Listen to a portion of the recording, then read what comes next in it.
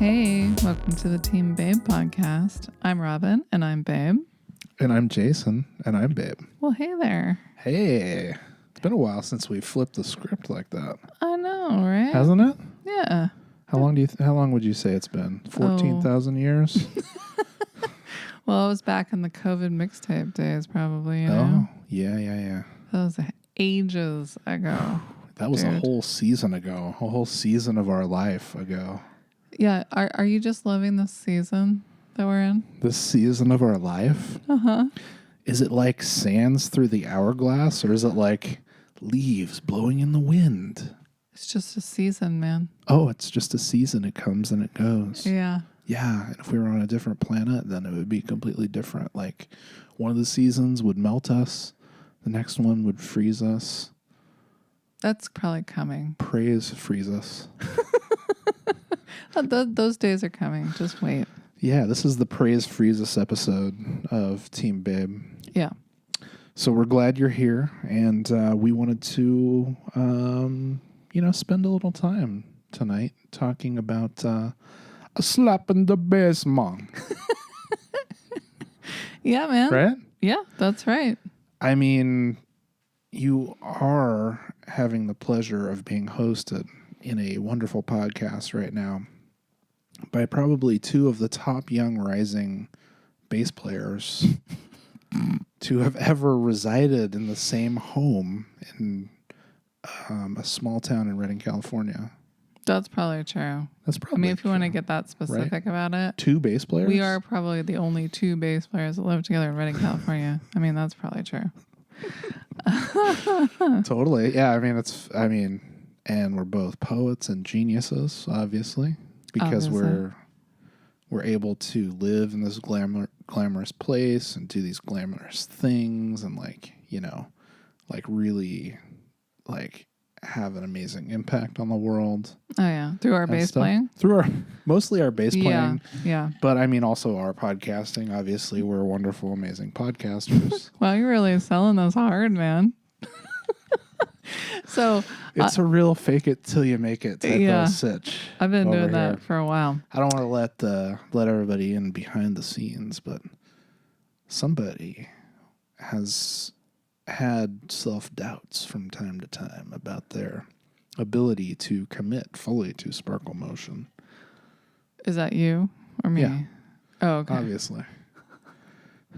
Well, when I picked up your guitar to learn what I consider to be the simplest bass line of all time, somehow my hands didn't work. Oh. What was the simplest bass line of all time? Bass time of all line. 1979 by Smashing Pumpkins. Yeah. I mean, it's like on one string, dude. It's like one string, like all of the regular frets, you would assume. Yeah. And it's just the same thing over and over again. And I was like, this is perfect. And then I was like, damn, my hands don't work. So there's that. Yeah, well, I mean, when you're slapping that bass, man, it is it is taxing on the hands, Somebody, a brilliant, another brilliant, life-changing bass spieler, like Mr. Mr. Michael Balzery, Flea. Oh, from Red Hot Chili Peppers? Yeah, and Atoms for Peace and all this stuff, Right. I mean, dude, the stamina and the hand strength and stuff on that guy to do that type of shit all, through gigs and gigs and gigs and also jump around like a complete fucking idiot. I mean, he's got to be like 65 years old or something, right? Oh, yeah, I don't know, maybe. No, he's probably in his 50s. But, I haven't played bass for 20, 3 years or something. Yeah. So my hands forgot what to do a little bit. They've mainly just been typing. Right. And sewing, and that's about it. Well, you're kind of in a way, your bass playing kind of got to this level where it was you're sort of like the Dr. Manhattan of bass playing. And you had to leave this earth and go sit on Mars and construct clocks with your mind, for 20 years, man. But like you're back, and yeah, sure, maybe your fingers are a little rusty, after all those years. Yeah. You are essentially a blue radioactive god. Oh. That's good. As you can see. Obviously. I mean, I just missed that note. But you're right. I did have to take like a very long, almost journey to outer space to be like even consider ever picking up another bass or guitar in my lifetime. So I suppose a certain amount of healing, I guess, has happened, and now I can just play silly covers and just enjoy yourself. Yeah, just for fun, just to pass the time, man. But I was thinking. Sounds fun. You know what I was thinking? What? I was thinking that I'm going to sell your guitar that's sitting over there. And what the fuck? I made an executive decision and get myself like a little Fender. Like a little cheapo little like Fender bass. Wouldn't that be fun? Yeah, that'd be fun. Good luck. Good luck. Or is there no such thing? Well, no. I mean, they're even like the Squires and stuff, like the made in Mexico and whatever in Indonesia bases are pretty expensive now. Oh, dang. Yeah, dude. But anyway, we can find you one. We'll find you a nice little bass. Probably get you like a 7-string. Yeah, that'd be a real investment. Set up with an all-tube Ampeg SVT or something like that, So you can really like pump up the drums, man. Man, this thing got to be less than $100. Okay. Less than $100 for this bass? I can break it and nobody will care. Holy shit! Are you fucking kidding me? No, dude.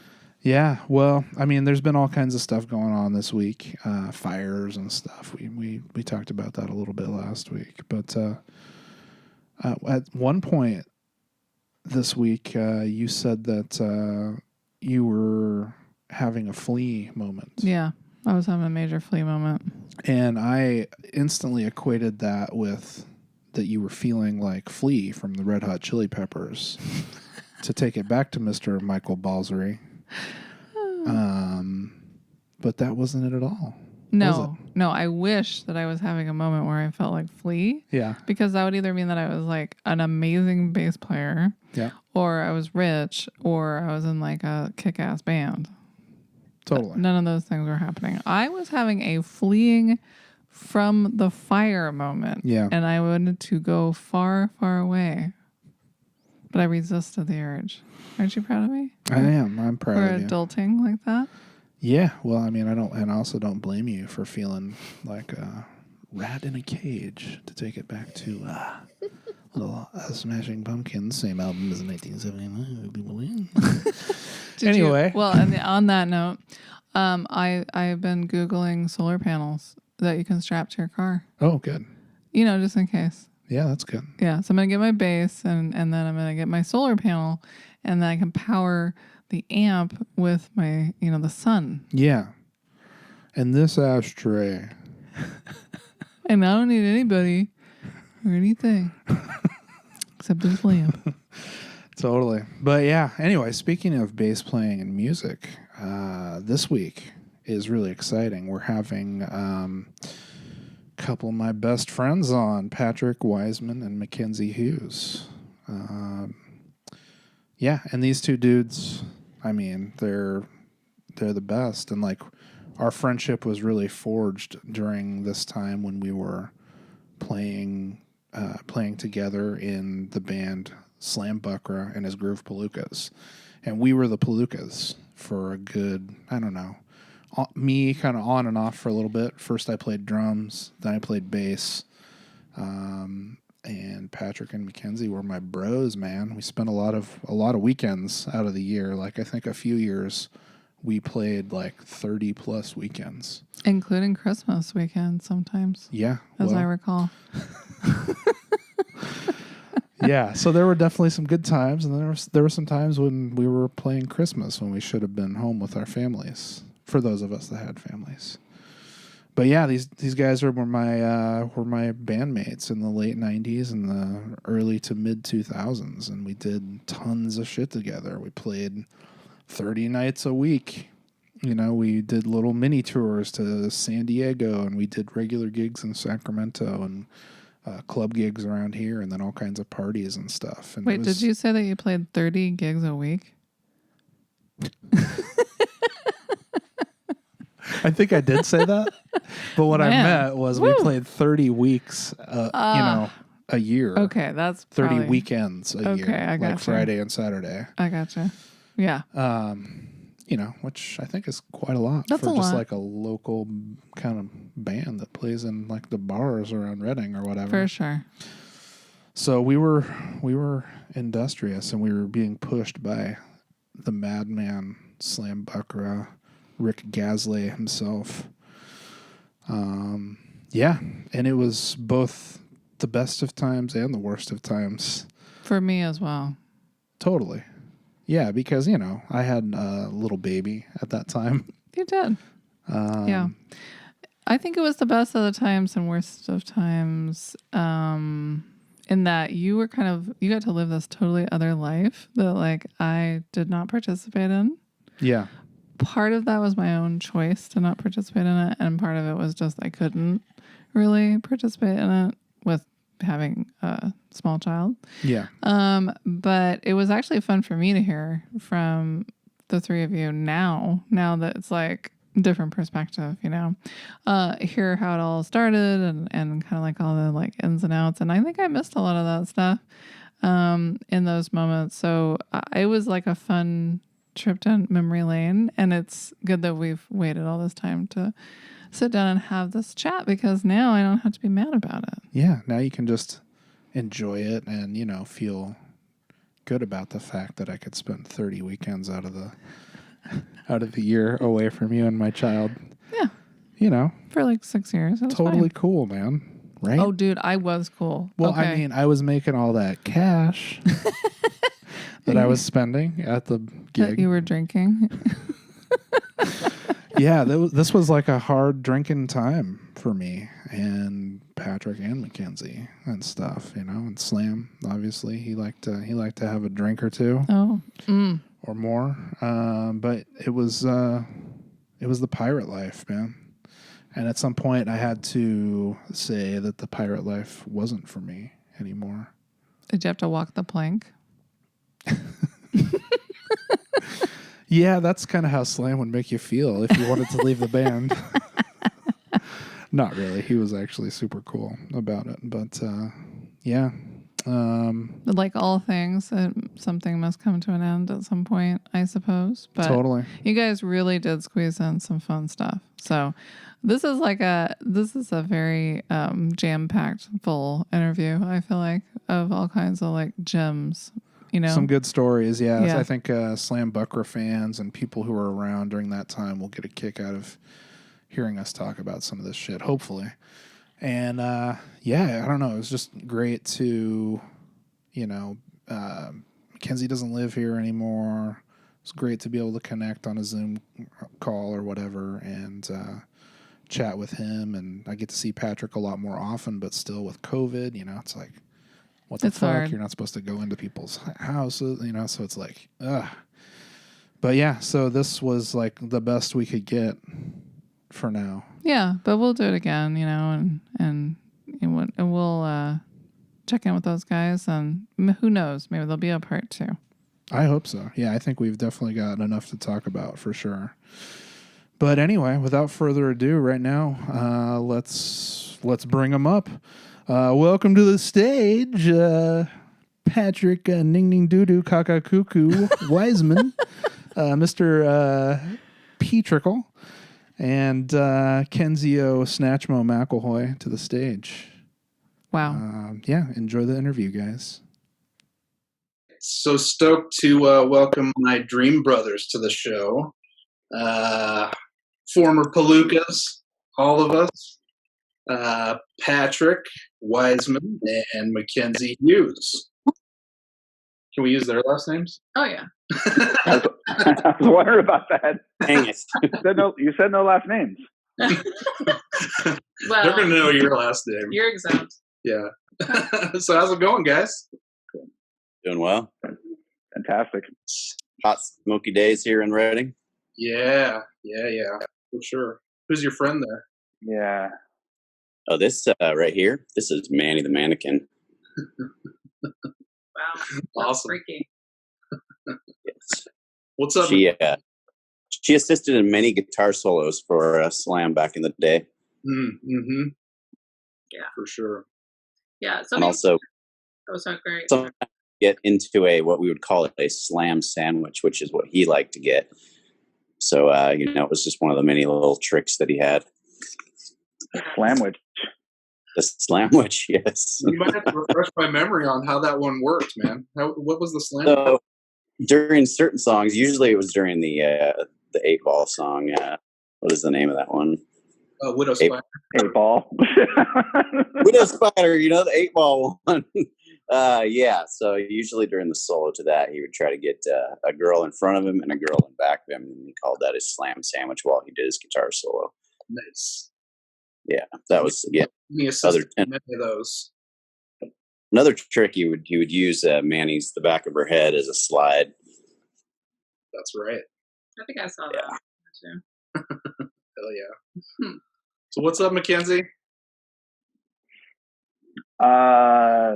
Nothing. I'm just thrilled that someone took the ball and ran with it for this concept of talking about the Slam Buckra glory years. Yeah. And Patrick did exactly what I hoped he would, and I followed suit by finding as many readily accessible Slam Buckra props that I have many of, and wardrobe changes, hats, accessories. I'm expecting it all tonight, man. Yeah, I wish I could bring them all out, but So who we you only got an hour. You got a friend that's a little scantily clad back there, and it looks like some. Yeah, I'll bring him up. This is one of the two limited edition, 2 of a kind butt bongos. Oh, watch out now. Hey now. Yeah, so. Yeah. And so there you go. There's that. And I think there may have been 2 gratuity geeses. Yes, and I have. You got the other one? All right. It's later. What I don't have, though, in the Slam Buckra archives is the Planet of the Tips, Don't Be a Cheap Monkey tip receptacle, which I don't know where that ended up. But like a suitcase or something? What was that? No, it was a trash can. It was a children's trash can themed for Planet of the Apes, the famous movie series. I don't know where that actually ended up either because I don't have that. That's all right. Right after Slam died, I for some reason was I don't know what happened, but I ended up with a lot of his stuff from his storage unit. Yeah. And so I was able to pick and choose a few key items. Totally. I ended up with his Vox organ. I should have. Right. I don't have that at the house here, but I'll have to get a couple. You should have brought that big instrument on camera. Just like holding our heads the whole time. Yeah. Of course, we can do that later too.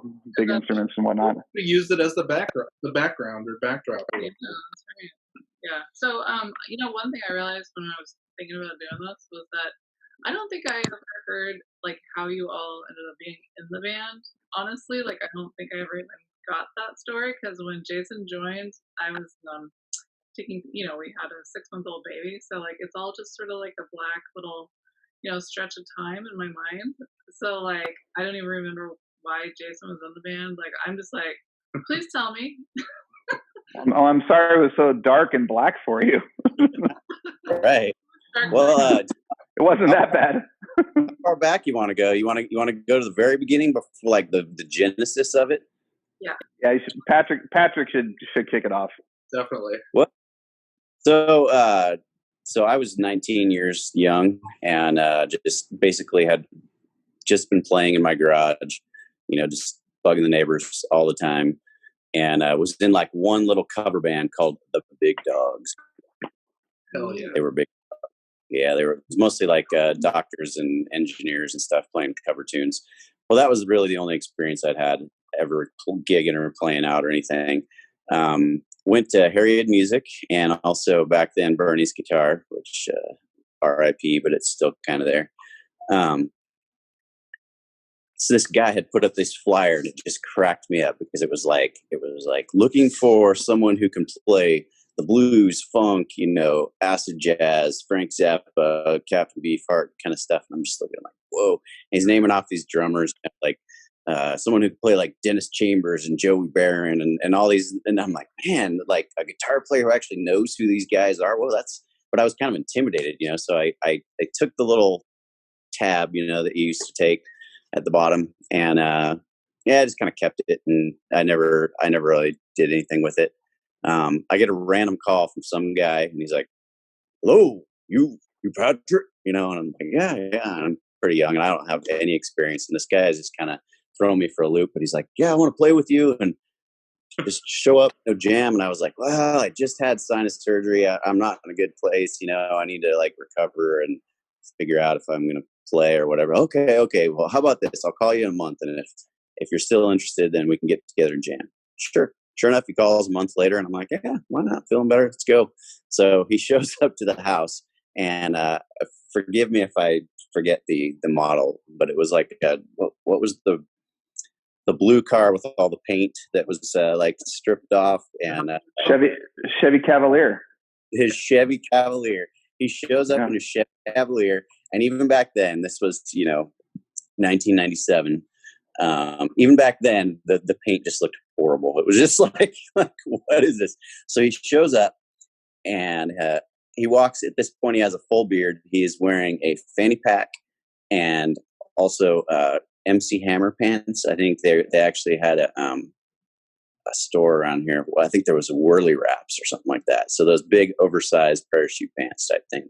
That, a fanny pack, a visor, and a tank top with an overshirt, which was kind of his trademark look. And he's walking up, and I'm going, who the hell is this guy? Like, what?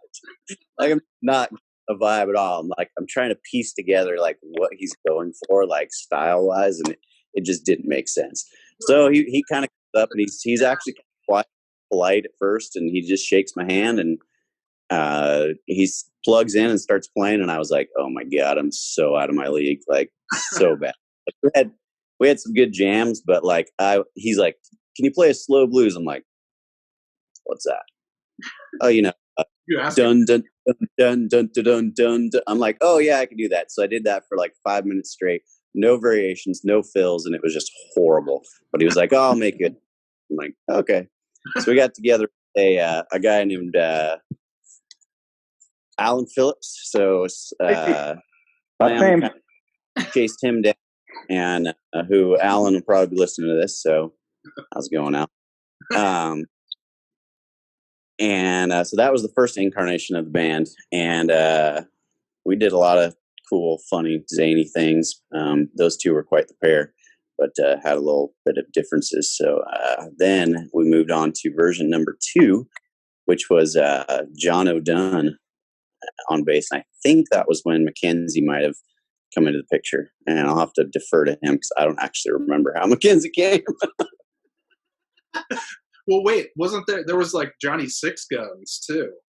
Oh man, how could I think about Johnny Six Guns? You're not getting the story straight.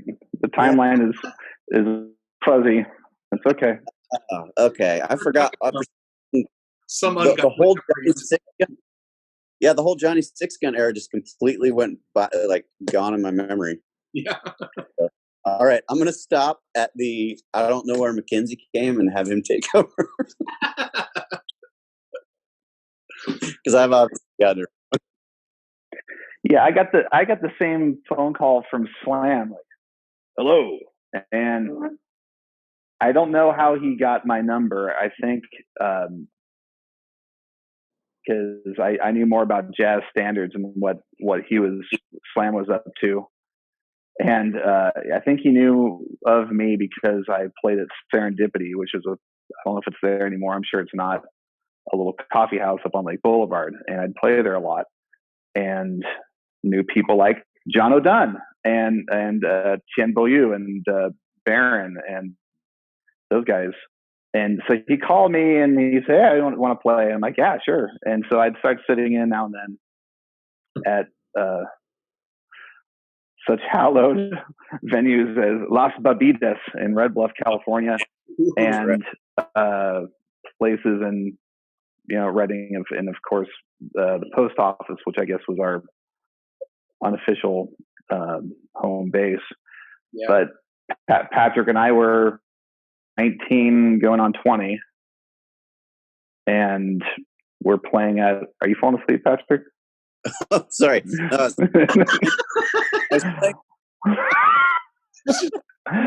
the kabuki mask. It's trust me, I'll make the story more interesting. Just hang on in there.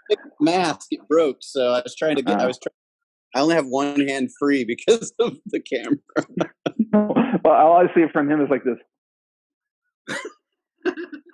So, anyway, so that kind of typifies the vibe of the area or that era, right? Just Patrick kind of falling asleep back there on drums, pretty much nodding out. No, I will say that in those times, I dare say, and I hope he takes this as a compliment, he was a little more daring and carefree with a lot of things, not just his drum playing.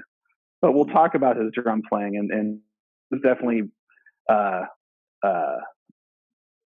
think, if I may, Patrick, experimenting with a new kind of life. And as we all were, but we were nonetheless 19 going on 20. We were only allowed in certain areas of the bar.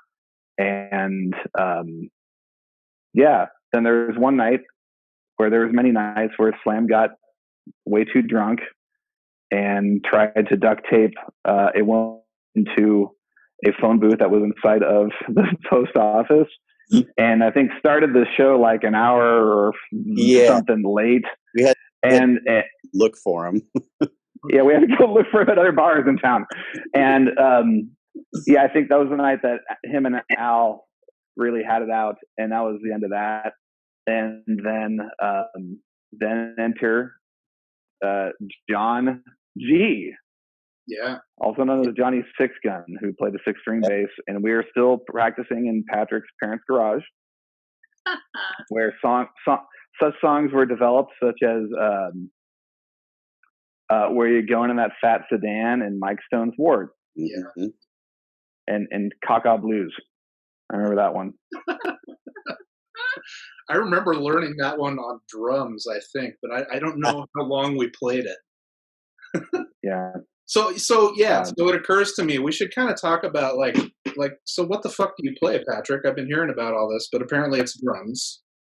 MacKenzie, what do you play? I play the drums and little knickknacks and belled instruments and occasionally the butt bongo. Yeah, he plays a mean butt bongo, let me tell you. Hell yeah. And I play the trumpet. Hell yeah. Okay. That's some good. You remember. And what do you play? I play bass. Oh, and I played drum. There we go. And he plays drum. Yep. Yeah. And he sat in on a gig on percussion. That's right. Yeah, I played some bonkos, as Slam called the djembe. The djembe. That was fun. Hell yeah. Yeah. So, I guess that kind of does that almost get us to. Well, no, because there's the whole John O era too. I mean, It's also compressed in there. Like, what happened then? Were you still around for a while, MacKenzie? No, I went to school and was gone for like 5 consecutive summers doing drum and bugle corps work. And but then I was gone for about a year, and that was kind of the trio, Patrick, Slam, and Jono, for a while. Yeah. And then somewhere in between, when I come back from school in Seattle, you were playing drums. Yeah. Jason. That's right. Well, Patrick, where did you go? What happened to you? Yeah. Where did I go? So I moved to the Bay Area to go down to school, San Francisco State. I was down there for a whole semester. Wow. And I gave up the drum chair to my good buddy over there, Jason. Yeah. Z-Rilla, later known, among other things. Right. Yeah. So yeah, Jason, we all started when we were like, underage, couldn't like hang out at the bar legitimately. Like you had to like go to the corner, and breaks and stuff and have people bring you water or whatever. Like, but yeah, like I remember too, those Slam phone calls also. Like, I can't remember, like you must have introduced me to him because I knew about you guys. I was already friends with Patrick and stuff. And like, I think I'd even seen you at like a house party and then a few other gigs and whatnot. And then, yeah, Patrick like introduced, like made the introduction or whatever. And then I think I called Slam, left him like the voicemail because he had like the classic voicemail. The Slam hotline. The Slam line forever. Slam hotline, yeah. Man, I almost remember the number. I'm sure I have it scrawled on like a cassette tape, like a line or something. But yeah, sure we talked, had the same kind of like weird, like, delivery. Like he wasn't Jack Hansen that day. He was definitely Slam. We didn't get to talk to Jack until later. But I've forgotten all about that. We're talking about influences and stuff like that, and he's like, "Okay, cool. I'll send you a few tapes or whatever. Just like check it out, like learn how to play some of this stuff, and we'll set up like to have you come over and do a little like hang out and jam a little bit and do an audition, basically." Now, I have a question for the timeline because it's fuzzy. Was this when we lived on the coast? It was. Okay, so this was like maybe before we were married. Yeah. Okay. Yeah. That makes sense. When did you leave, Patrick? Do you remember when you went to school? I left in 1999. 99. Yeah. Okay. Yeah. 99. Yeah, that makes sense. Right. Yeah. So yeah, went over, had a great little jam. Like, I like wrote myself little charts and stuff like that for the songs and stuff, like, because it was a lot. Like he sent me, I don't know, maybe two tapes, so probably like 20 songs, and he's like, let's just check out any of these you want to play. So I tried to learn them all or whatever, made my little charts. Yeah, I was working hard at it, and then went over, played, had a great little hangout with him and John O in Keswick. Oh, yes. Remember practicing at Keswick? That was a MacKenzie hookup originally. Oh, yep. Yeah. Wild. So anyway, got the gig, to come in after Patrick left or whatever, and played drums with Slam for the next year, approximately. Well, let's see. That sounds right. Yeah, about a year, maybe a year and a half or something. Yeah. And Patrick came back, got back into the band basically because I was kind of done because Morgan was just coming along or whatever. So I didn't really feel like I could, whatever, go play gigs all the time. You didn't? Yeah, get the Slam guilt trip after every one that you can't do. Totally. Yeah. Yeah. This is going to be the gig that breaks us into the Sacramento scene. There was always promises, man. There was always, I don't know, man. If you miss this gig, this could be the one. I think this is the one that's going to take us over the edge. Oh, the carrot. So thick. Yeah. So now that's funny for me to hear because, like, in my mind, it was like this band didn't exist until Jason was in it, and then all of a sudden one day he stopped playing drums and started playing bass, and then had to teach himself all these bass songs. And I was like, "What is going on?" Like, wait, well, you were in the band? I remember that. And it was very confusing. Yeah, wait, I left. You played You play drums, Jason. Right? Yeah. What the fuck are you doing, man? Hello. Yeah. So there was this hangout, and it was I think it was centered around the post office saloon, and that might not even be where we started, but we were having drinks. Jason was there, and he had this hat, and he kept talking in a Scottish accent and singing Scotland la Brave. You remember that? I do. And probably shouldn't be able to remember, but I do. The idea, we're like, Jason, you need to learn bass, man. You need to be back in the band. Like, you can do it. I know you can do it. And just basically talk into it that night. That makes sense. That sounds about right. Yeah, because it was very sudden. It was like he just came home one day and he was like, well, I got to learn how to play the bass now. And I was like, you don't even have a bass. What are you talking about? Yeah, I had to go buy a bass. And I was like, Right. And drums? I wasn't necessarily super jazzed about that idea, but you know what? It was quieter than drums. So in the end, that was okay. Yeah, she had to put some pretty heinous drum practicing in that apartment in Fortuna and probably everywhere else too. Well, and we had a baby, so the drum practicing was kind of a problem. Yeah. But but so Jason comes back in the band and learns to play bass, and then did you come back, MacKenzie? I'm sorry, I didn't catch that. So Jason learns to play bass and fills in for the bass player, and Patrick's back and he's playing drums, and then are you back? Yeah, something like that. I mean, essentially that was it.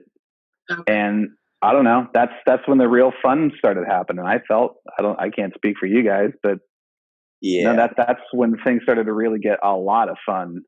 Yeah. So, Jason, he learned he was going to play bass, right? He decided, and I don't remember how short. He could probably fill it in how short of a time period it was. But we had a gig at the Squire for Halloween. Yeah. And Jason learned 6 songs for it in a really short amount of time. Yeah, I think it was 3 or 3 weeks maybe or something. So we practiced 2 or 3 times a week, and I'd come over and just hang out at your place, and we would run through them without anything else and stuff. That's right. It was really fast in my memory too. Yeah, it seemed like it's stressful. You were really stressed about it. You had to get it done in this time frame for the gig. Yeah. Yeah.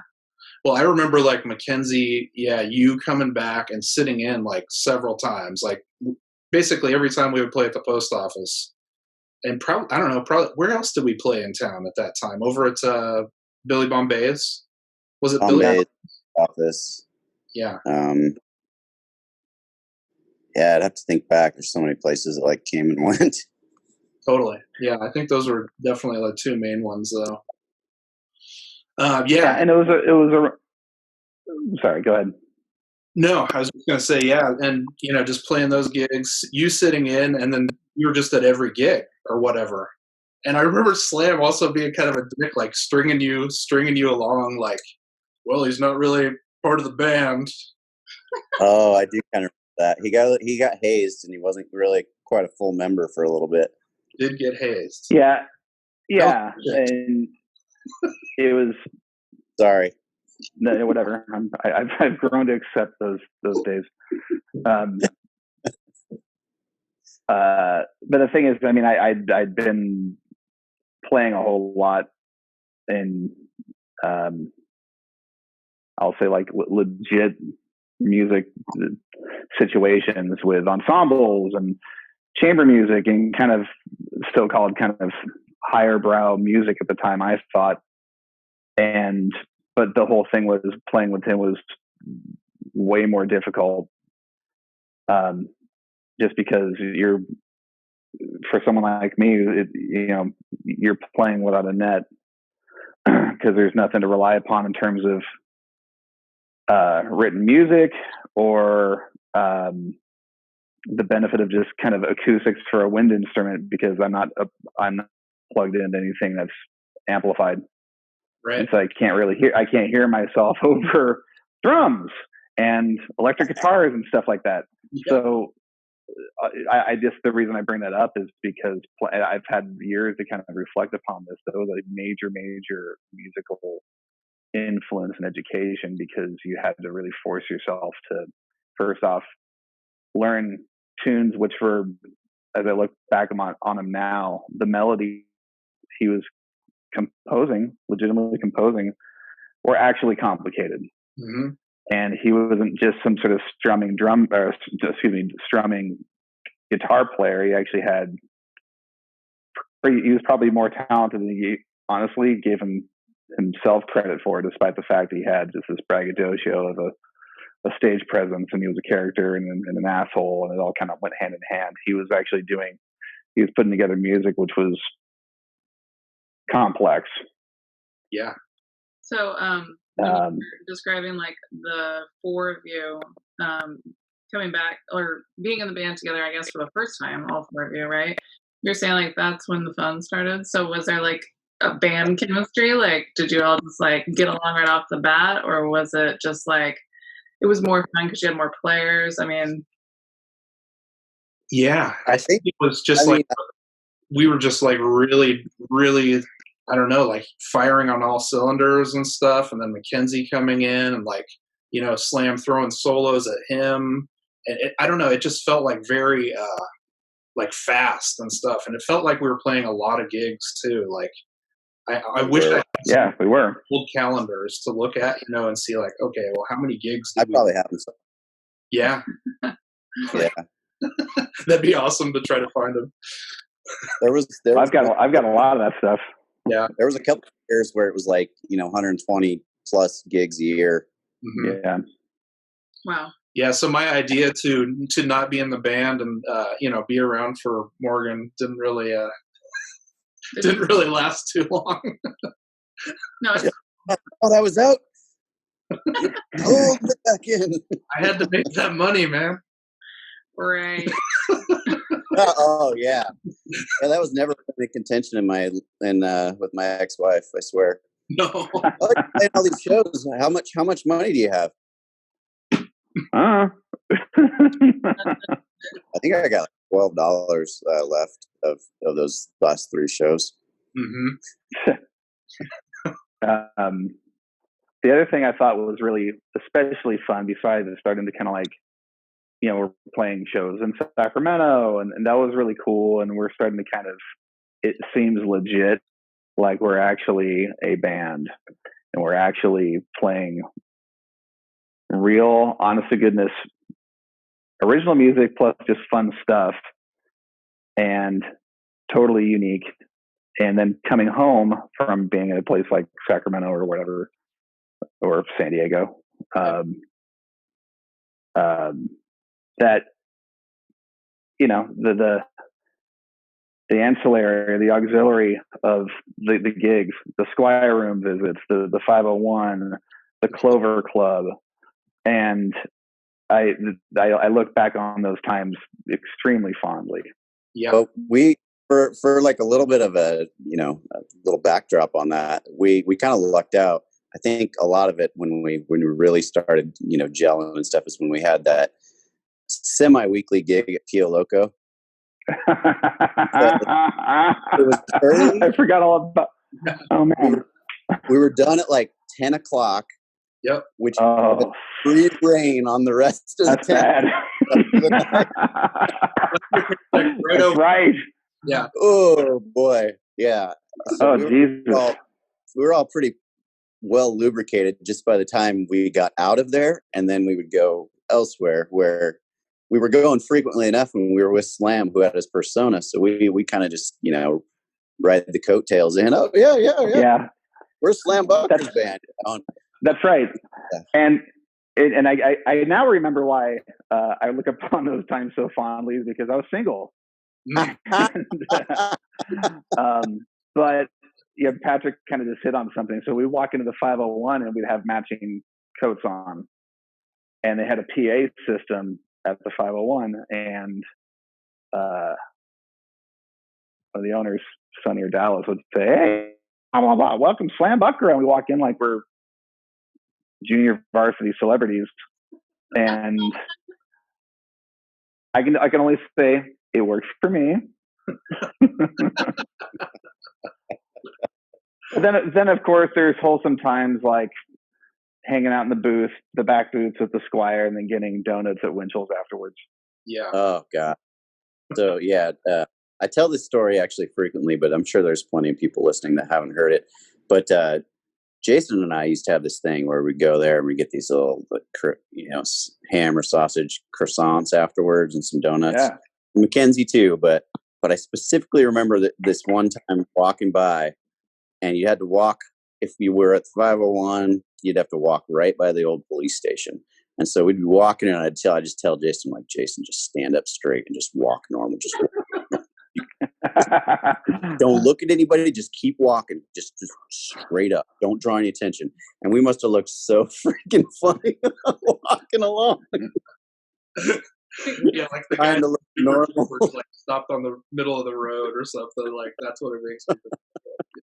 Yeah, so it's funny. Like, I wasn't able to like come to any of these gigs for like a very long time, because Morgan was so little, and it was just like so hard to ever get away and do anything. But I remember, like, I think that maybe I met MacKenzie at the 501.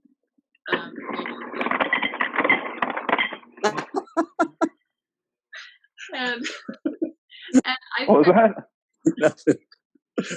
Like, we're just laughing at you making a drink. Yeah.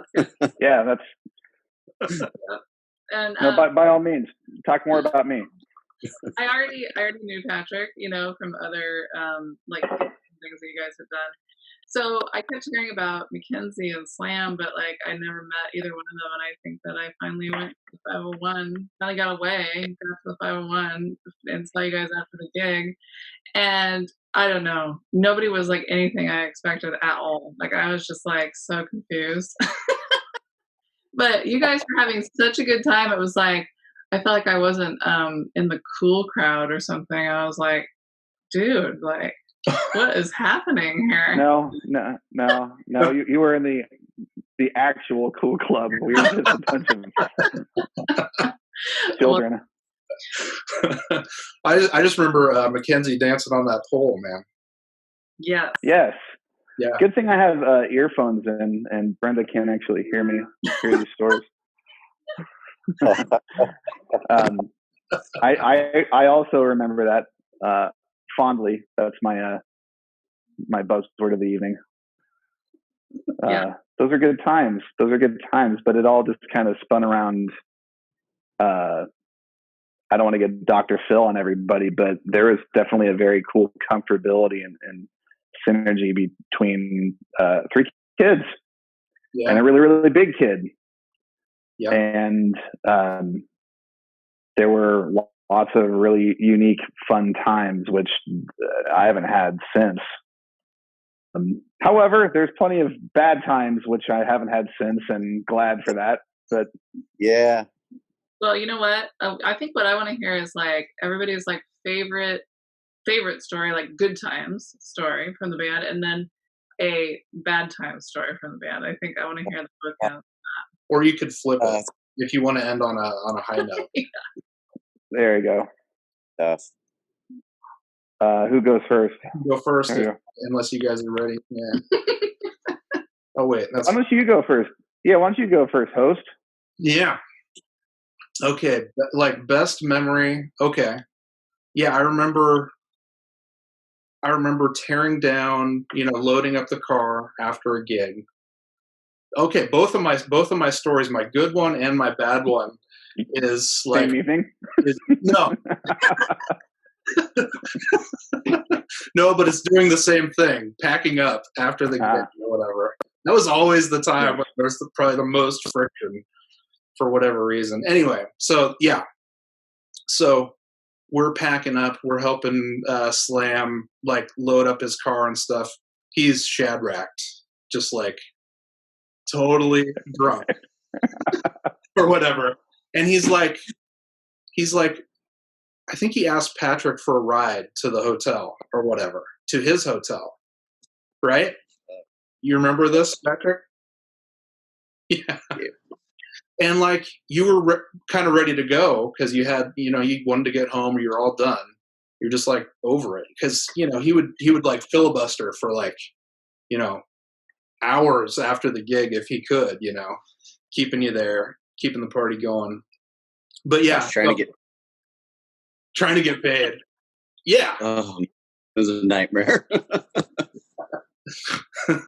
So anyway, you have to go, and Slam's being all passive aggressive, like, oh well, I'll just walk then, all this stuff. I'm like, we're finally just like, okay, well, I guess he's just gonna walk, and I don't know, we went somewhere else because I think he was gonna come meet us later, or was supposed to, or whatever, at the Squire. You're using my story, but go on.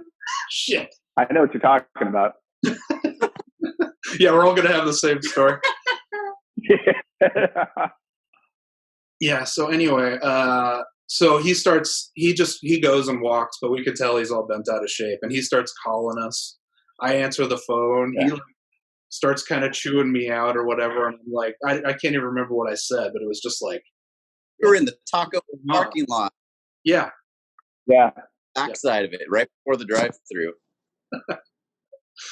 Yeah. Yeah. So he just left us like, voicemail after voicemail after that, like all this shit, super pissed, calling all of us, or whatever.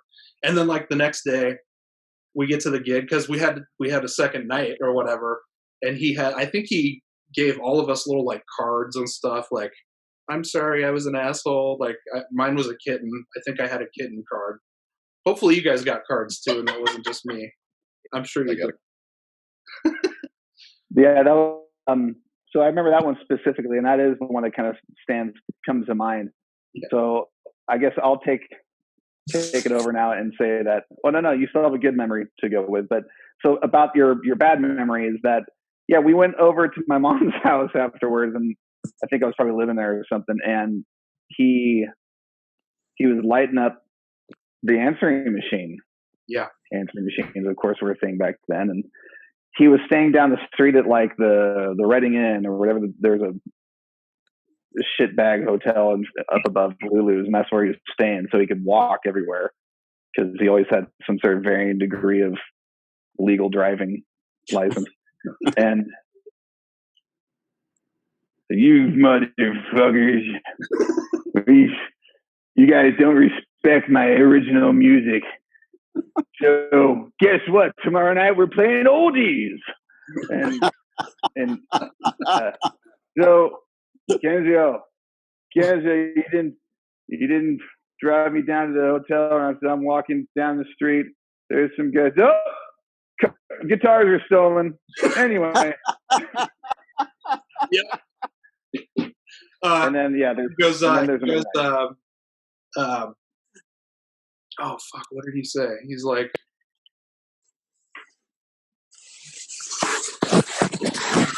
I'll think of it. I can't remember the quote. Did you have another one?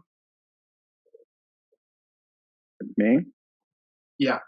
Did you have another quote of what, from that evening? No, from that same voicemail, like the voicemail that he left. There was something he said that I was just thinking of, and it completely left my mind. I tried to block many things out of my memory those days, so I don't know. But tell us your good memory. The good memory. Okay, so I'm helping Slam load up after a gig. Again, loading stuff probably into that same car. It wasn't a Celebrity. What was it?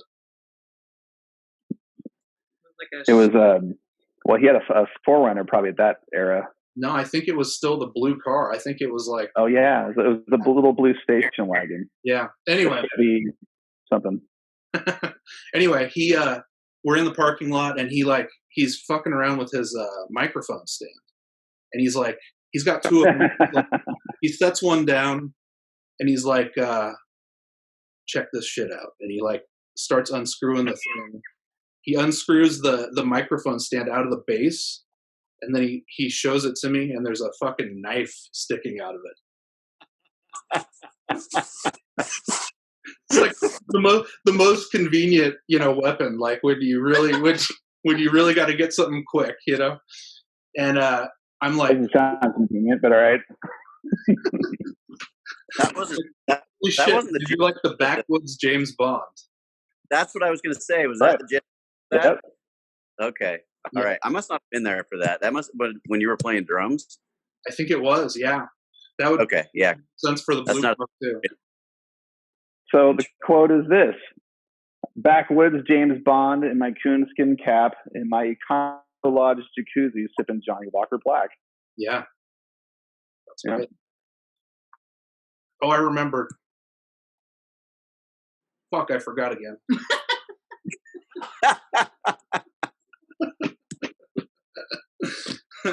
All right, man. So what's your good one, MacKenzie?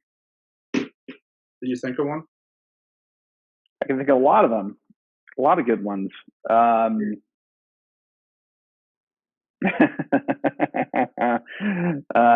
We were, and I hope we can carve in time so I can tell maybe two more after this. But this was basically me and Jason's story. We're playing some sort of weird festival thing at the Old Mill House Deli out west of town, and fun. You know, this is the time where we're kind of really clicking, and all these songs really kind of blend together, and they're really tight, and we're having fun. And I had this little truck, and at the end of the night, we're packing up. I can't find my keys, and looking everywhere, of course. And by that time, Slam is gone, which is unusual. But you know, it's the middle of like August or whatever, and it's hot even at 11:30 at night, and it's dark because it's way out, kind of outside of town. And I get into my car, so Jason takes me home, but like not before we go to Winchell's, and then we go somewhere else. And anyway, I get home at some point, and that's that. The next morning, he gives me a call, and he says, "So I found your keys." I'm like, "Huh?" So yeah, they were on top of my car. I don't know what you did, but you must have put them on top of my car at some point. And we drove around down the highway all through town in the middle of the night. They stayed on there. Oh wow! And even after that was even after I did shit, like after I dropped you off too. Like I went and met somewhere, and we like hung out, driving in and out of parking lots and stuff like that. Like all that jostling. I mean, I couldn't believe it when I went out there in the morning, and they're just like sitting there, like in the little rain gutter, you know, area, which wasn't even a rain gutter, just a like tiny indentation. So crazy. So that's a fun story, not really having to do much with the band. But another good band story though is,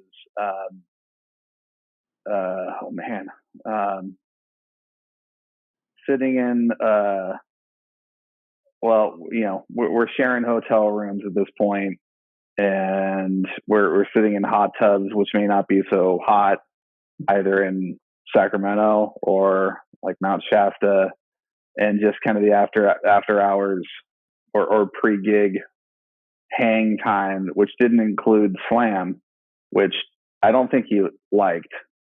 Mm-hmm. He didn't. I don't think he appreciated the fact that the three of us were like hanging out without him, but in control. He wanted to be in control. He wanted to be part of it. But the times he was part of it though were hanging out the Squire Room, the Squire Room, of course, but mostly I remember the Clover, and that was actually a lot of fun. And those are good memories, because we'd walk in the back way, which we would kind of affectionately refer to as our VIP entrance, and Bill Matthews. I'm sure he's long gone.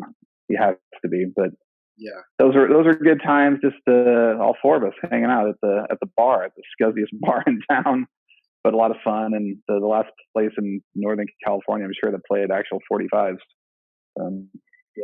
Amazing jukebox. Fun.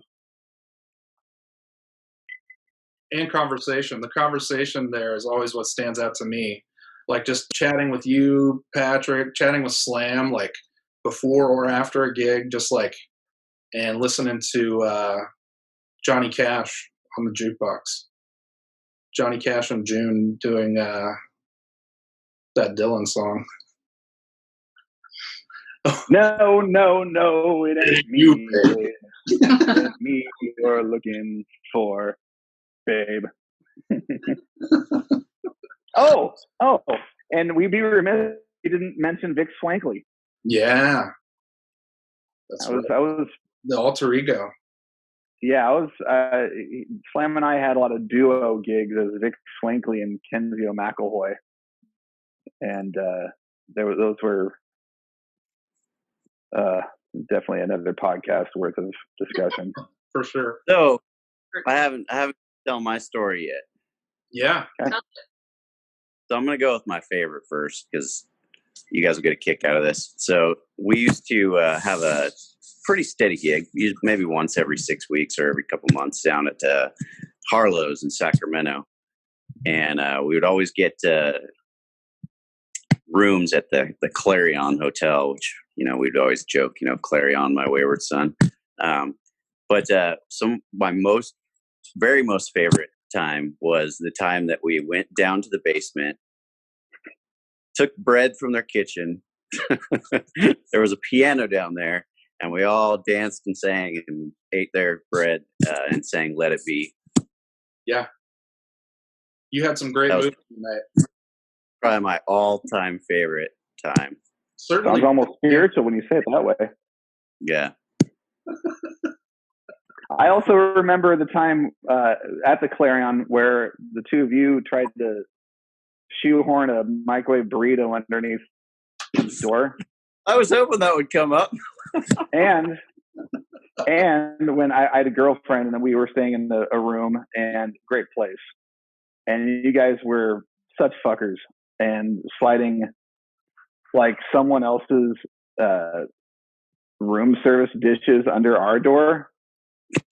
Or like every room had like a weird sliding glass door to look over this like patio, and you guys would like slide it open and kind of, as I'm trying to, I remember the girlfriend or something. You guys are such a-holes. Yeah, I'll definitely talk to that. We didn't like your girlfriend at that time.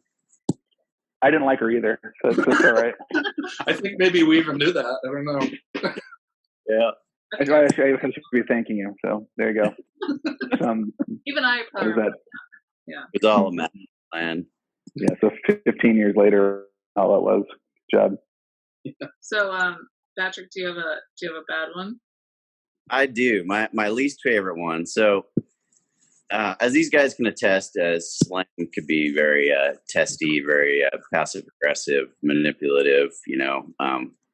Obviously like a creative genius, but with that went a lot of this other stuff. But for whatever reason, probably because when I met him, I was really, really young, kind of innocent, came from like a Mormon background, no drinking, no caffeine, all that kind of stuff, was really like kind of follow the rules kind of boy, and then I got thrust into this world like, whoa, oh my gosh, like this is what life can be. Oh my gosh, got these guys. But Slam always said, oh man, you remind me, you're exactly like I was at your age, man. You just so idealistic, but just wait, you'll learn. He was the one who was going to teach me. So he always, for whatever reason, as bad as he would get, I could find an approach to where he would stop.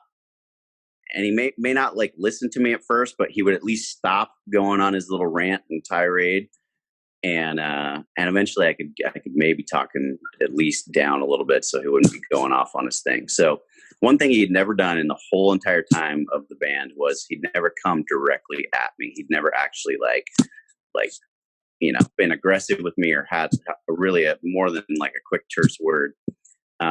But it was a wedding, and it was out, I think, at Gover Ranch. I don't even remember who the members of the band were at that point because it was such a bad thing. For some reason, I don't remember if I was trying to get paid or just trying to go home or something. And I was fed up with it.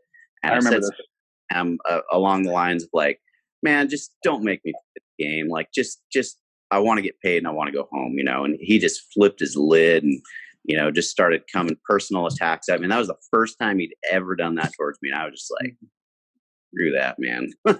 Yeah, I remember that. Yeah, that was definitely ugly.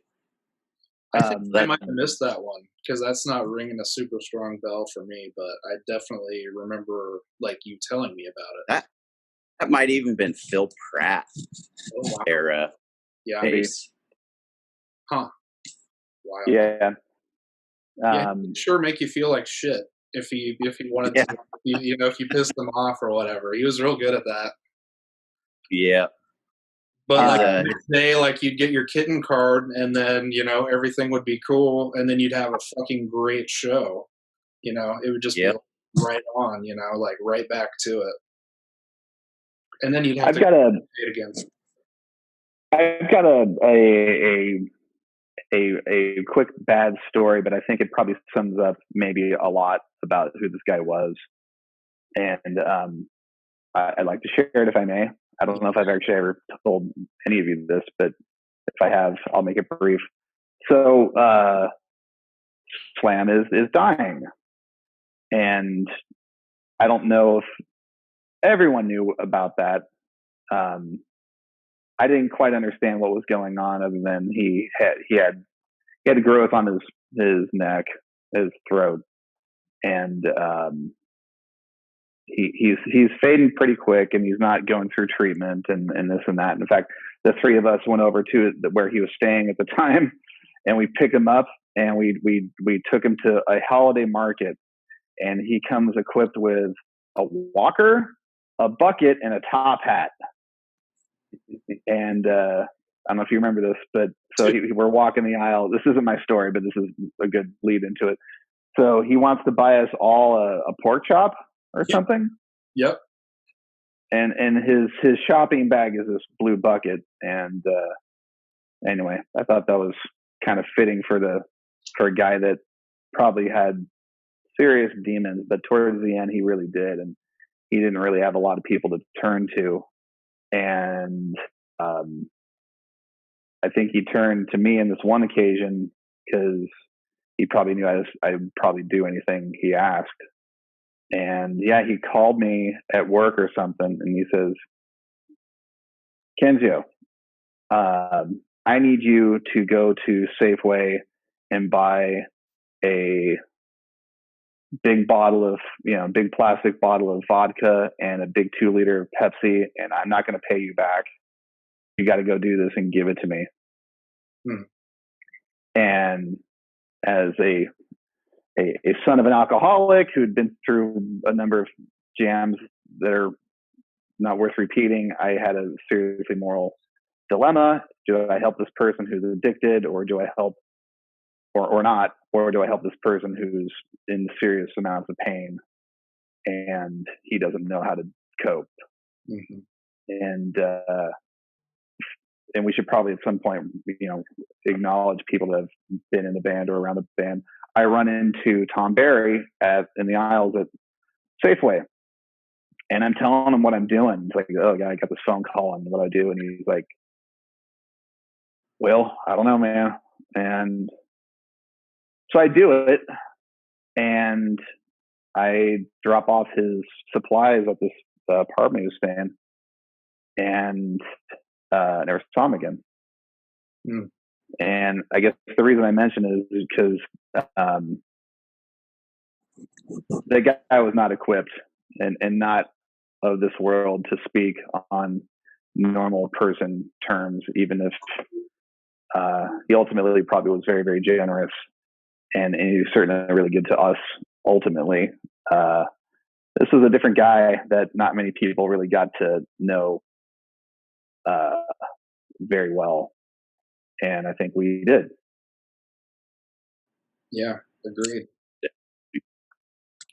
And there was Slam Buckra, and then there was Rick Gasly, the guy, the mountain man up in the hills that would bake you focaccia bread pizza and watch at his house. You know, it was and go on walks with his hound cat. Like, you know, just totally different guy off the books. You know, it was just. Yeah, he loved animals. He loved cooking. He loved doing things around the house. He took a real shine to my mother, which I, you know, later really, really appreciated. She was sick. He kind of took time to check in on her and stuff like that. And so that's a good memory of something that was not such a great memory at the same time. Yeah, complicated. Yep. I think that I never got to know the real Slam. You know, I just wasn't around enough to do that. I just knew the persona, you know, the band persona. But I have to say, from the outside, you know, not being a band member and not really necessarily even just, you know, being his friend, I was always impressed with the fact that he took that persona and really made it into this whole thing that, like, there was a lot of Slam fans, like really hardcore fans that were like there for every show. They were super into every gig. Like, I was always impressed with that. Like, he kind of knew how to, you know, like work the room, how to get people excited about stuff. So for me, from a marketing perspective, you know what I mean, and just from like a kind of showbiz perspective, I was impressed with that, even though, you know, like, I wasn't always impressed with, you know, necessarily the way he ran the band or whatever, just because I was always on the outside of the, oh, you couldn't come home till 3 or 4 o'clock in the morning kind of a thing, you know. But yeah, I mean, he really was a talented artist, you know, like, and especially for here, like, I feel like there hasn't really been a replacement. There hasn't been something that's come along in NorCal or whatever that has the name Straw or whatever, you know. Yeah. King of the North State. Oh yeah. Guy who was those Phil Rowe. Yeah. So that was that was actually that summer. That was I think it was the the houseboat weekend, Patrick, where we came back into town for something, and it was and we rolled by and this is, I mean, we're 19, maybe 20 years old at this point, and Patrick, Al, and Slam were somehow gifted a houseboat for the weekend. We earned it. We played one of my buddies, good friends, or one of my buddies, a good friend of mine, his anniversary, his parents' anniversary, and so that was part of the payment was a houseboat. So I'm up there too for some reason, and, you know, checking out chicks or whatever, and we'll spare the details of that one. But we go back into town for supplies or just to kind of rally people to come back up to the boat. And we stopped by a few places, but we rolled down the alley in front of the post office, and if there is even an alley anymore. And Phil Rowe was playing with some band back then, and they're hauling their shit out and humping into their car. And Slam, of course, is way gone, and he's trying to pick a fight with Phil or something. And Phil's like, who the hell are you, man? He's like, I'm Slam Buckra, King of the North State. and Phil says, yeah, right. And then that's where Slam decides to, like, start Muhammad Ali style, like, hopping around and Joe Frazier. Yeah, Joe Frazier. He's hopping around like shadowboxing, trying to pick a fight with him. And Patrick and I are up on the rail, like above, looking down, and we're like, "What the hell is going to happen here? This guy's absolutely nuts." And he was nuts. There is no doubt about it.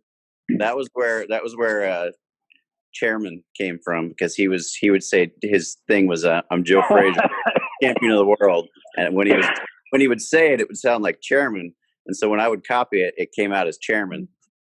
Chairman of all time. Chairman of all time. Robin was right, though. I mean, and in the day of everybody thinking there's some sort of marketing genius because social media exists, this guy actually did it in a town which there was nothing. There wasn't necessarily even a whole lot of internet to speak of. But he actually did real honest to goodness marketing. He flyered. He made ad material. He booked gigs. Mailing list. In a very wide variety of gigs too. And and he kept a band together. And he had the Slam Buckra hotline, and we laughed about it, but it worked. And he had little things that actually did. And he was the king for a number of years. And I mean, it doesn't mean a whole lot now, but back then it was pretty cool to watch. Yeah, it was kind of a big deal. I have to say, at the time, everybody knew who he was. Everybody knew who the band was. Friday night, Saturday night party. For sure. I think I'm going to share my favorite Slam story now because I don't have. That's great. So I'm going to share probably my only Slam story.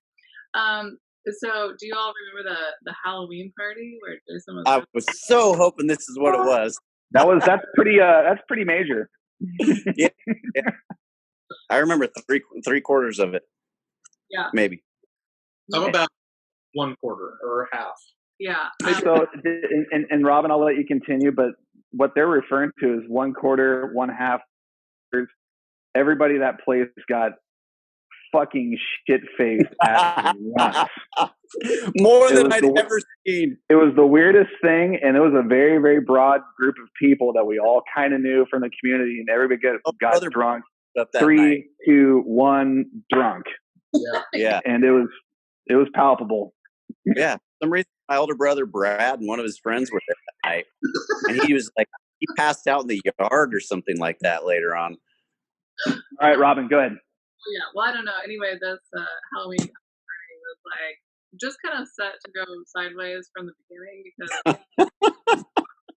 I wanted Jason to be Frankenstein because I was the bride of Frankenstein, and he refused, and instead of be a gorilla, and then he wanted me to be a banana, and I was like, hell no, I'm not going to be a banana. And so that prompted me to bring my own alcohol to the party, and that was a real bad idea. So I was going in the kitchen, probably for a good couple hours before you guys ever started playing, sipping on some vanilla vodka and Coke, by the sink while nobody was looking. And, real classy. And anyway, I don't remember the band starting to play, and I don't remember the band ending the night, but I do remember you playing the Beck cover, New Pollution, and just dancing my ass off and having a great old time. In fact, there was somebody there who was dressed like a dick and balls, and me and that guy were really going at it. It was a lot of fun.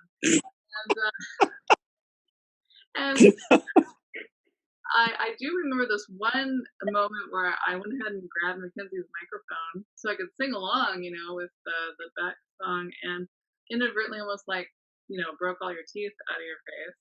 Sorry about that. Yeah. And did some break dancing. Accidentally. Yeah. Oh, was that me? So this was the same story. We'll say it's you. Was it this?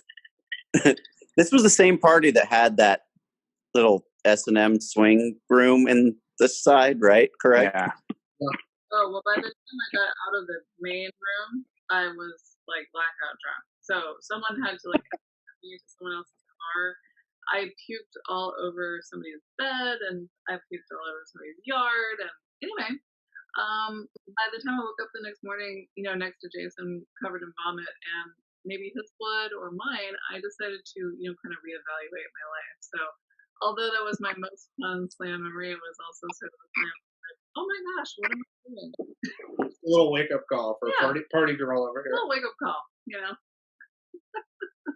That was rough. I mean, definitely there's a lot. I mean, I'm sure for all of us, there's certainly a coming of age hanging out in that little world. I had to realize at a young age how to be a professional drinker.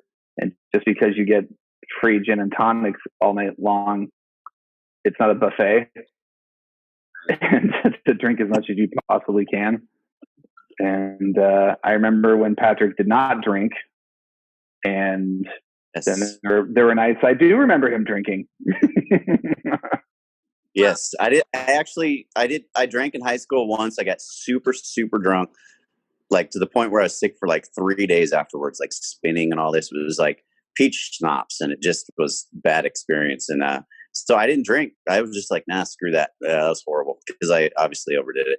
But it was my 26th birthday party out at Carrie's mom's house. Yeah. That I really dipped my toes in. Had a good old wine cooler. Make like a Mike's Hard Lemonade or something like that. Some Zima. Remember? Yep. Old Zima? Zima, yeah. There are pictures that actually document this. Yeah, you're bad. And so then it was all downhill from there. I'll say this: I had a lot at the Halloween party. So I mean, you guys were a great party band. I mean, it really was fun. So it was fun. You fell down and then played it off by starting to break dance. Yeah, I remember kind of looking down. I got so fucked up at that show that at that 3-2-1 moment when everybody became drunk, I was like super drunk already or whatever. And wait. Yeah. All right, go ahead. I'll hold it.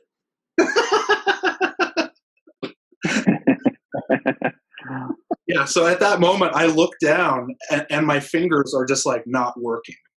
I'm like, what the fuck am I doing? What am I even doing? It was so bad that I think we had to stop the set and just like go take a break. I think so. Yeah, and that I think that the genesis of the looking at the end of your guitar like it's a boat oar. Boat oar. Right, yeah. Yes, which later got misinterpreted, but I'm sure that insiders know that story. And yeah, Patrick, if I can point between the two little Brady Bunch screens, where he and I are brothers of a certain ethnicity that can no longer be spoken about. I think they're called, well, they're not Inuit brothers now. Is that First Nation? Politically correct? Indigenous people brothers? And the indigenous people of the Northwest brothers, yes. Things might have been shared. Yes. But yeah, someone who was on that fateful houseboat trip, correct, heard that remark from me because I was telling the story to a girlfriend of hers, and so, yeah, Jason said something about a boat oar. She thought she heard boat oar, and Was she so insulted? Was she what? Was she so insulted? Was she thinking you were calling her a boat whore? I think she was just embarrassed. Oh, no. You like how I lean into the screen so I can hear you better? Yeah. Talking to my good ear. Huh? Well, man, so awesome to talk to you. Like, what were we going to say? Well, I know time is probably up, but I think perhaps some of the music should be addressed. Yeah. But that might be another conversation. Yeah. Yeah. I don't know. What did you want to say about it? Did you have something specific? Specifically, no. I guess I just wanted to I was actually, I was kind of going down memory lane with pictures and listening to a lot of music, and a lot of music that didn't actually come to life towards the end of his life. And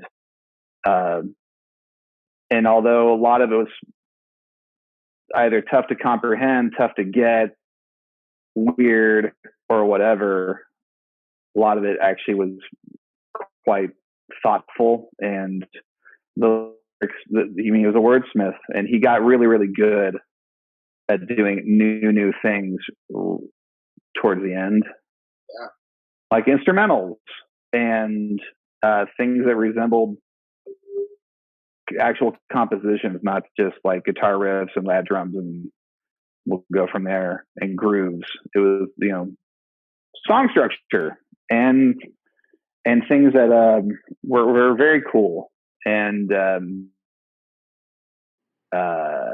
yeah, I guess that's all I got to say. There's one in particular which is kind of biting right now because he wrote a song about him going to MD Anderson Cancer Center in Houston, and I'll need to find a way to get it to you guys at some point, but not to be too melancholy about it. He was a very, very deep thinker, and it showed in his music. Definitely. It wasn't all just Pink Watusi bending over in the pet food aisle. It was actually some cool stuff. Hullabaloo. Yeah, I mean, all those are absolutely hilarious, and he was a laugh riot, and he was very, very witty and clever. But that comes from someplace. Yeah. So, is there anywhere that all of his music and things exist? Is there a Slam Buckra website? Is there an archive of stuff, or is it just things that you all have had for years? I wouldn't know how to go about doing that. Yeah. I mean, I happen to have copies that are just rough copies of things that can't be mixed down. I think there's like 50 songs. Yeah. Wow. And I wouldn't know how to host them or whatever. And I'm sure I don't have the permission to, but I don't know who we would go to. Right. There's also, speaking of his old catalog, there's 3 albums on YouTube if you type in Slam Buckra. Right. And I don't know who put those up there, but there's even some older stuff like on cassette. Wow. Yeah, there is also some Rick Gasley stuff, but there's the 3. There's Vodka Swan, Dames and Gallows, and what is the last one? Lucky Scars. Yes, thank you. So, those are all on searchable and listenable. That's cool. Okay, so we'll put that at least in the blog and stuff so that people can check out the music.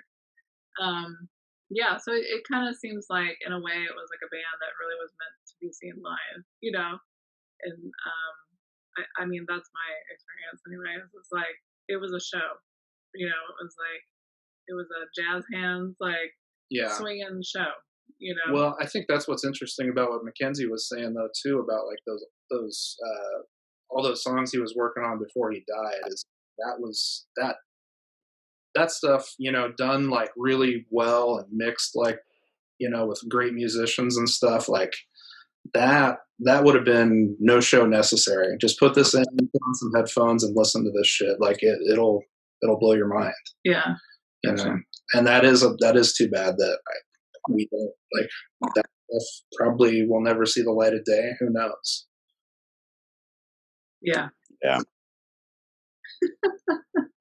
Well, that's why you gotta, put things into posterity, Yeah. That's right. So, yeah. Well, man, awesome to talk to you guys. Thanks for sharing all those stories. That was killer. Yeah. Super fun. I feel like we need a part 2. I think we do. Because I'm already the stories that I didn't get to, Okay, well, we'll make sure there's a part 2 then. Yeah. So thank you guys. This was really fun. And I learned something new. See, I thought I knew it all. Nope. Yeah. You guys got anything to plug? Podcast, book, new album release? Yeah, I mean, you can always come check out my current band, Mumblefinger. We play shows around town. We've been, obviously COVID's knocked things out, but as soon as it gets back up and rolling, we'll be playing. Lucky to hook up with some good musicians. MacKenzie knows all about it. He was in the band before he left us for Texas. Yeah. Yeah. What about you, MacKenzie? You got anything in Texas you want to plug? Yeah, please visit texas.gov. It's a wonderful state. And no, I have nothing to plug because I'm sadly not playing as much music as I'd like to, at least not outside of my house. Yeah. There you go. Wrong side. I got horn. Yeah. There we go. Yes. Yeah. Yes. I'd like to play more often, but unfortunately I don't. But my job prevents me from doing that. And I will say though, check out my Instagram page, which I have had for like 6 years, but I never did anything with it. So I'm just now putting things up on it. And I think right now what I'm going to do is probably just keep posting old Slam Buckra and Groove Palooka archives. So that'll be what it's for. And at least that they can live there. Yeah, that's great, man. Awesome. Yeah, I've loved looking at those pics recently. So definitely check out MacKenzie. Yeah. Insta, what is it? Hold on. It's I'm pretty sure it's MacHughes77. MacHughes 77. That sounds right. That sounds right. Yeah, we'll link it. It's all good. Yeah. Well, okay. Thanks so much for being on. Yeah, thank you. We'll see you next time. Thanks, guys. Thank you. Hey, that was pretty cool. What an awesome interview. Yeah, it was fun getting to chat with those guys for so long. Yeah. And we've definitely got to do it again. Yeah, I don't know. Every time that I get together with them and we talk about old times, we talk about playing music and stuff, or if I'm just hanging out with Patrick or MacKenzie individually, you know, it just makes me want to play some music again. Hey. And maybe not just in my living room, or maybe, I don't know. Let's not put any pressure on it, you know? Yeah, I like the sound of that. More of you playing music, you know? Like, I'm into it. I think we could incorporate you into that. We could get our dueling bassists, show up on the road and stuff. Well, lucky for you, you can play any instrument that you pick up, so I'm sure it won't be any problem. Yeah, for sure. Live shows are definitely kind of fucked with COVID.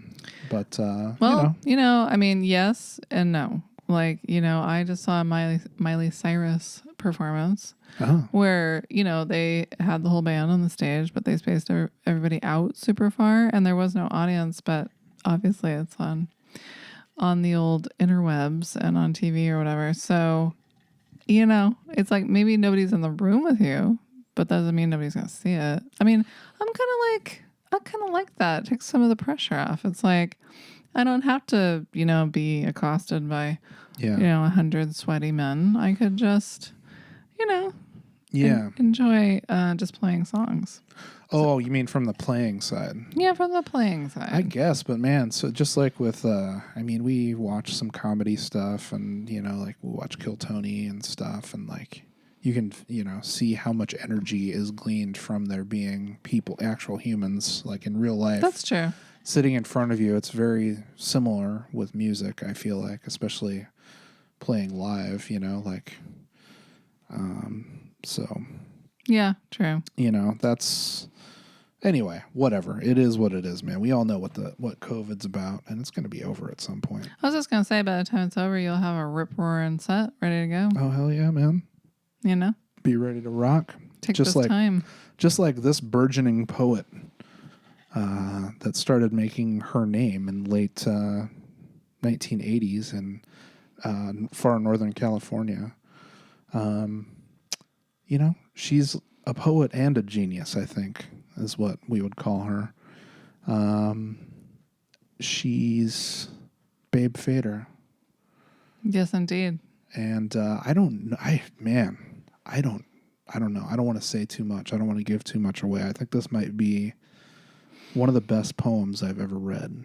And I feel like she was like channeling some like really dark shit here, Like this was heavy, like Shakespeare, man, like layers. There's layers to this thing. It is like deep and gothic. Yeah. Yeah, on purpose, I believe. On purpose. You were like fully self-aware. Oh, I actually remember writing this one. You do? I do. Oh, man. Wow. You're going to have to tell me about that. Oh. So without further ado, let's get into Babe words.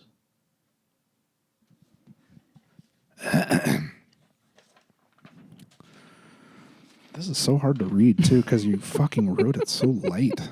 What the hell, man? Like, so timid. Wispy.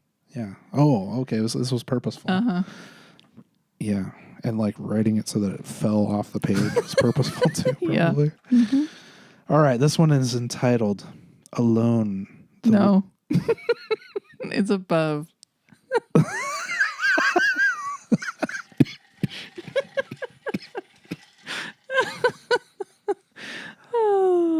So one more time. All right. This one's entitled Above the Whispering Towers. It has a wonderful little illustration that maybe somebody can put on the Monster Web. Okay.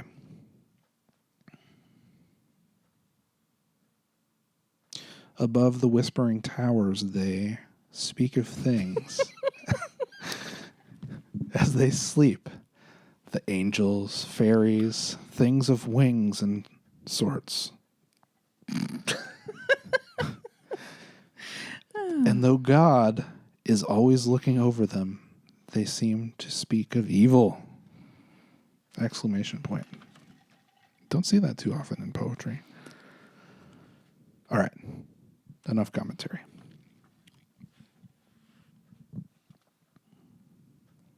Above the whispering towers, they speak of things that weep and reek of things we have never heard of.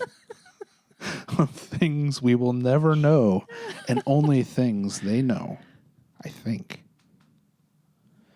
And I know you're wondering who these people are. They're the people that have passed away and gone and done the angels that guard us. What the fuck is this? Okay, no more editorializing. Bring it in. Now we go. All right. And that is what is above the whispering towers, God, angels, and clouds and towers of churches.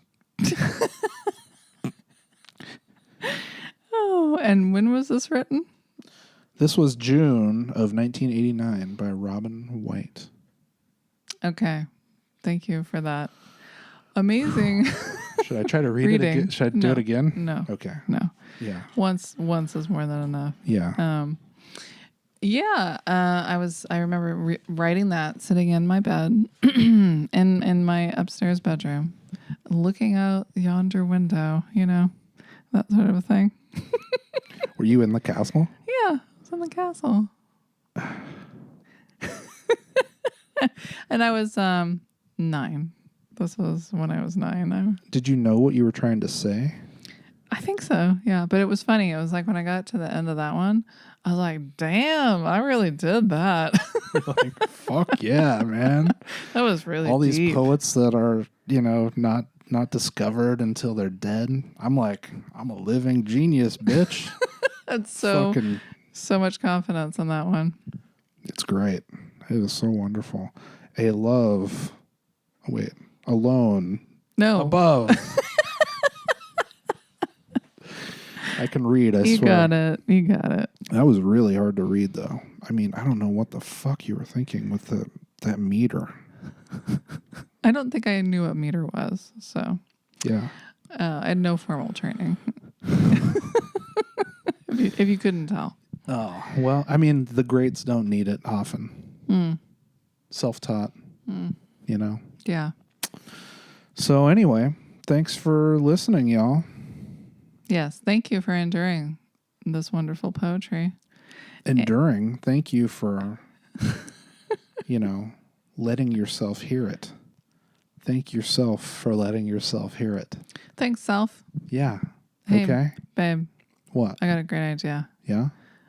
Oh, I think we should go watch Bill and Ted. Yeah? Are we going to face the music tonight? Yeah, man. We're going to face the music once and for all. All right. Interesting. Well, so we will report back on that in a future episode. But yeah, it's been a real treat, y'all. Thanks for being here. Communicate with one another and be excellent to each other. And I mean, if I'm going to face the music with anything or anyone, babe. Oh my gosh. Yeah. If it wasn't me, what kind of a thing would it be? I don't know, like a yak maybe? Like they're pretty cool. They have that long hair. You can get milk from them. You could probably ride them. Great, wonderful companions. Oh my gosh. Passionate lovers. Wow. Wow, I'm glad you got that all figured out. You know, if I disappear or something, I'll be like, yaks. Yeah. If I'm going to face the music with anyone, babe, it's going to be with you. Thanks, babe. I love you. I love you too.